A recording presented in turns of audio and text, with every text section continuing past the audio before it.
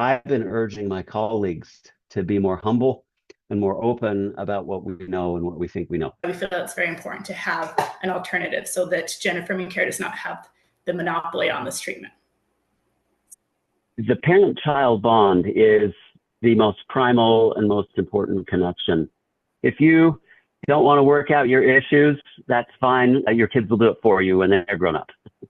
So a lot of parents have no idea, because the only ideas that we see promulgated and promoted are ones that are all about affirming. So they don't know what to do, and they're afraid that they're bad parents if they limit anything. You can stand on your beliefs and do your beliefs and still have a relationship, a good relationship with your child, even if you don't have to affirm. If I'm prioritizing integrity, that means I'm respecting myself enough to stand up for what I believe is right. And this applies to any situation, but very importantly to how I parent, right? Like how you do it is going to make all the difference, right? And sometimes, and I want to say quickly too, even if we do this perfectly, we still aren't guaranteed understanding and reinforcement and validation from other people, least of all our children. A name is something somebody gets to choose or is given by the parent.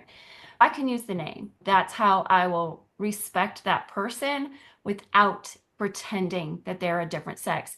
There's integrity on all sides of this, and that should be respected. Pronouns, no matter which way you come down on it, are an intervention. What we think people need to be aware of is no matter what you do, you're having an effect. And so you're going to have to be mindful of that and mindful of the consequences. No matter what you're choosing, asking everybody to choose their pronouns is an intervention too. I don't want to be a part of that. That's why I won't use pronouns, because I don't want to hinder their future at all. I really love the integrity investment model, holding who you are, investing in relationships instead of it's my way or the highway, affirm me or you're out and you're a bigot. Biological sex is not socially constructed. There are those who disagree with that, and I will continue to disagree on that point. Sometimes over-explaining just feels more hurtful and harmful to the person, and it's unnecessary, because in order to honor our integrity, we don't have to explain ourselves. The only recognized treatment for gender dysphoria is transition. That's the only thing our colleagues recognize as lessening gender dysphoria. If gender dysphoria treatment, the only treatment you have is transition, and transition's not working, could there be better ways out there to alleviate gender-related distress than transition? I sure hope there is.